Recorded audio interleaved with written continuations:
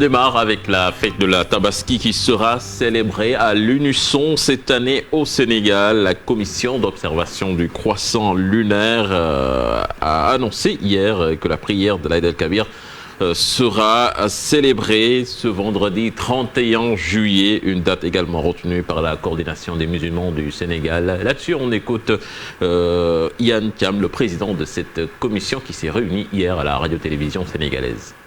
Effectivement, nous nous sommes réunis comme d'habitude à la RTS pour scruter le croissant lunaire marquant le début du mois de Tabaski. Nous l'avons fait avec beaucoup de citoyens et également avec les foyers de chefs religieux. Il s'est avéré que le croissant lunaire a été aperçu dans beaucoup d'endroits. De ce fait, Inch'Allah, la fête de Tabaski sera célébrée le vendredi 31, Inch'Allah.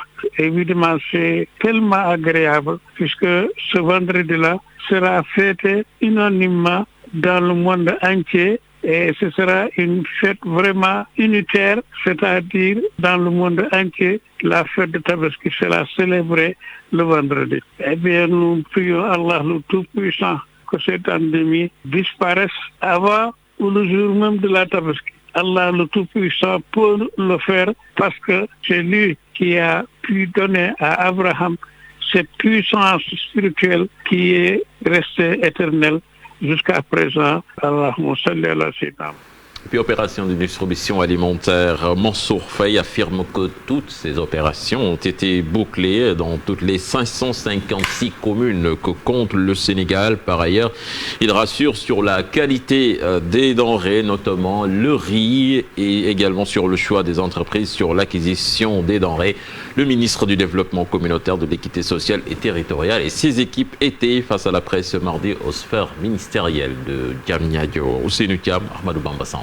Après 3 mois de distribution de l'aide alimentaire, le ministre du Développement communautaire et de l'équité territoriale tire le bilan du programme d'assistance aux populations démunies suite aux conséquences sociales et économiques de la pandémie du coronavirus. 110 millions de kilogrammes de riz, 11 millions de kilogrammes de sucre, 11 millions de kilogrammes de pâtes alimentaires, 11 millions de litres d'huile et 19 800 000 de morceaux de savon de 300 grammes ont été distribués dans les 552 communes que compte le Sénégal. Sur la qualité du riz à un moment décrié, le ministre rassure. Mais effectivement, après information, au niveau du ministère du Commerce, on nous a dit que c'est du riz étuvé. D'ailleurs, qui présente des qualités meilleures. Plus cher, parce que ça me dit même ce riz qui coûte pas moins de 300 francs ou je sais pas, 800 francs le kilogramme. Et tout le bruit fait autour de ce riz, ce riz-là n'avait qu'un volume de 2000 tonnes sur les 110 000 tonnes. Que 2000 tonnes, ne représentait que 2000 tonnes sur les 110 000 tonnes. Pour son directeur des affaires générales et de l'équipement, il n'y a eu aucun monopole sur le choix des entreprises concernant l'acquisition des denrées. Nous avions l'obligation de respecter le code des obligations de l'administration en matière de commande publique, c'est-à-dire d'assurer la publicité et de réaliser l'efficacité. L'efficacité, c'est d'arriver à acheter ce que nous voulons avec le budget qui est alloué. Mais nous sommes allés même au-delà de l'efficacité, on est allé à l'efficience. Parce qu'on a fait cette opération sans pour autant dépenser tout le budget qui était consacré à cette opération. Donc vraiment, il n'y a pas de monopole. Pour chaque produit donné, il y a 4 à 5 ou jusqu'à 18 fournisseurs qui ont été choisis. Au terme de sa présentation, le ministre s'est félicité de l'élan de solidarité qui a prévalu selon lui entre les différents acteurs en charge de la mise en œuvre de ce programme d'aide alimentaire. Rapport de l'IGE, le Forum civil estime que l'inspection générale d'État a violé la loi qui organise ces statuts car le dit rapport doit être présenté chaque année au président de la République au plus tard le 31 mars suivant l'année d'activité sur l'état de la gouvernance de la reddition des comptes.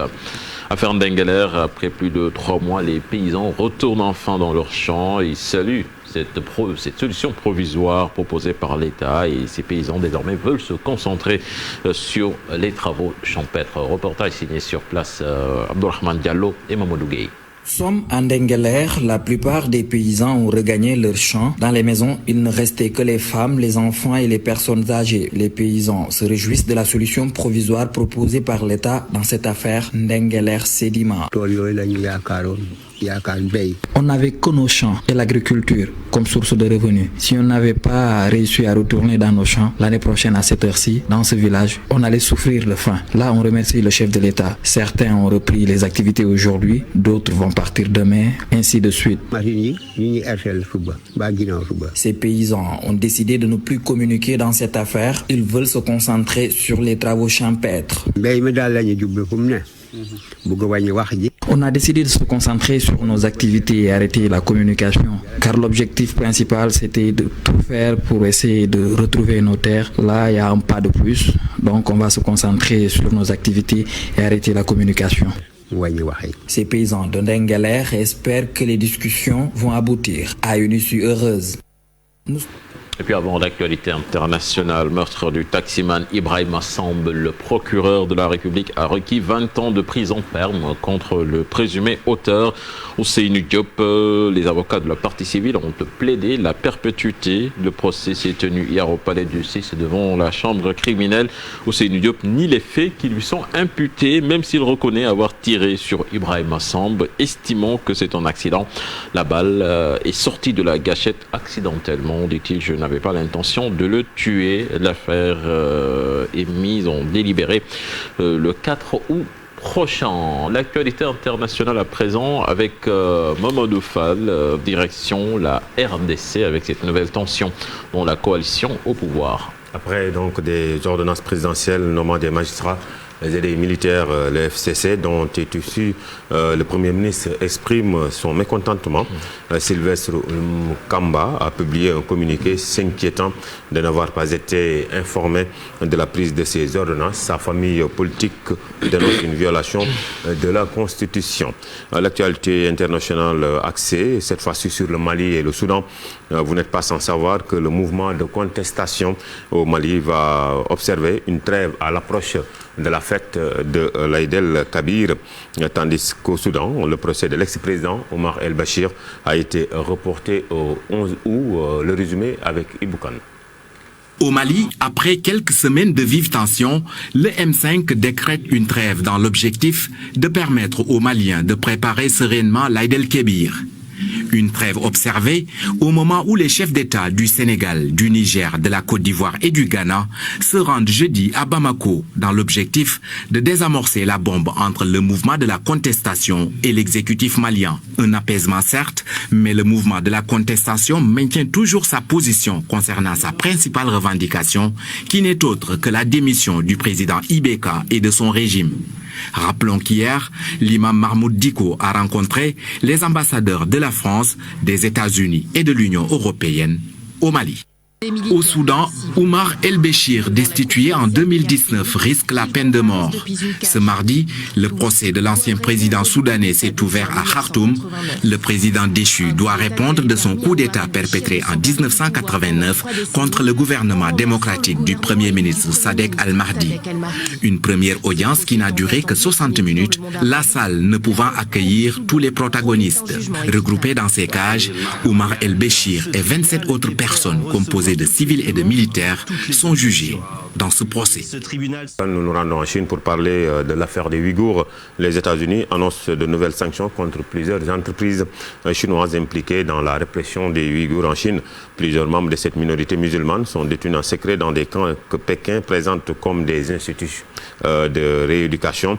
La communauté internationale et les ONG dénoncent une campagne de ségrégation raciale, de lavage de cerveau et de stérilisation massive des femmes ouïghours. Nous terminons avec la Colombie 11 militaires ont disparu et 6 autres ont été blessés lors de la chute de leur hélicoptère dans le sud-est de la Colombie durant une opération contre les guerrilleros dissidents des FARC qui ont rejeté l'accord de paix. C'est tout pour cette page internationale. Cheikh Tidiane Diaw. Merci à vous, Mamadou Fall. Fatih, c'était la première tasse actu de ce matin. Bien digéré cette première tasse. Rendez-vous tout à l'heure pour l'édition en Wolof. Tout de suite, la revue des titres et ce sera avec Mortala Gaye.